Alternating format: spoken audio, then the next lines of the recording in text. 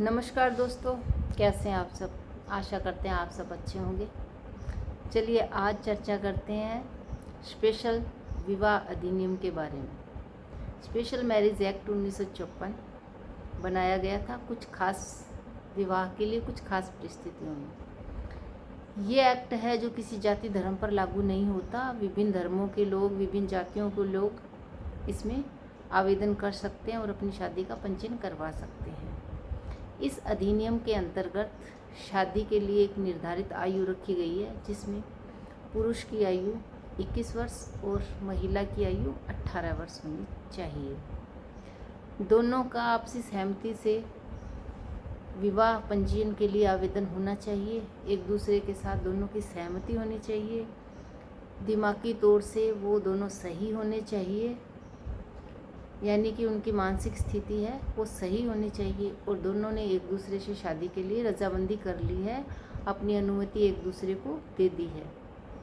दोनों आपसी सहमति से शादी के लिए रजिस्ट्रार को आवेदन कर सकते हैं, जिसके साथ उनका नामांकन पर फ़ोटो लगती है, उनका आधार कार्ड साथ में लगेगा और उनके एज बाबत भी आपको प्रूफ देना होगा। जब आप ऐसा आवेदन करते हैं तो आवेदन के पश्चात कम से कम 1 महीने का नोटिस रजिस्ट्रार जारी करेगा। अगर किसी को आपत्ति है उस शादी के ऊपर तो वो 1 महीने के अंदर अपनी आपत्ति रजिस्ट्रार के सामने दर्ज करवा सकता है। अगर उन्हें किसी को कोई आपत्ति नहीं है तो एक महीने बाद में आपकी शादी का रजिस्ट्रेशन हो जाएगा और आप लीगल तौर पर पति पत्नी बन जाएंगे। जिसके लिए दोस्तों भारत का नागरिक होना अनिवार्य है, या भारत से बाहर विदेशों में रह रहे भारतीय वो भी इसके लिए आवेदन कर सकते हैं। स्पेशल विवाह अधिनियम के तहत इस पर जाति बंधन लागू नहीं होता है। दोस्तों इस विवाह के कई फ़ायदे भी हैं और कई नुकसान भी है। फ़ायदे ये हैं कि आपको विवाह में बहुत आसानी होती है। आपको एक मामूली से शुल्क के आधार पर आप अपना विवाह पंजीयन करवा सकते हैं।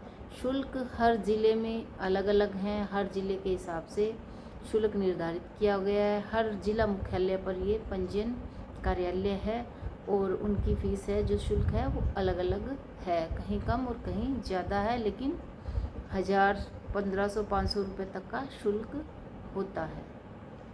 दूसरी बात ये है कि आपको ये समानता का अधिकार देता है। बिना जातिगत भेद के आप इसमें विवाह के लिए आवेदन कर सकते हैं। दोस्तों एक बात यहाँ आती है कि कई बार आप नहीं चाहते कि आपका व्यक्तिगत ब्यौरा या आपकी ये व्यक्तिगत जानकारी उजागर हो, लेकिन इस एक्ट के अंतर्गत प्रावधान है 1 महीने का नोटिस जो है वो जारी किया जाएगा, तो आपकी ये व्यक्तिगत सूचना बाहर जाती है। अगर किसी को आपत्ति होती है तो उस आपत्ति पर सुनवाई होती है। अगर आप आपत्ति नहीं है तो आपका विवाह पंजीयन हो जाएगा। तो इसके लिए दोस्तों कोई खास प्रक्रिया नहीं है। एक निर्धारित शुल्क पर आपको आवेदन करना होगा। दोनों पक्षों की सहमति होनी चाहिए, दोनों पक्षों के आपके पास आधार कार्ड होने चाहिए और आपकी उम्र का सर्टिफिकेट होना चाहिए।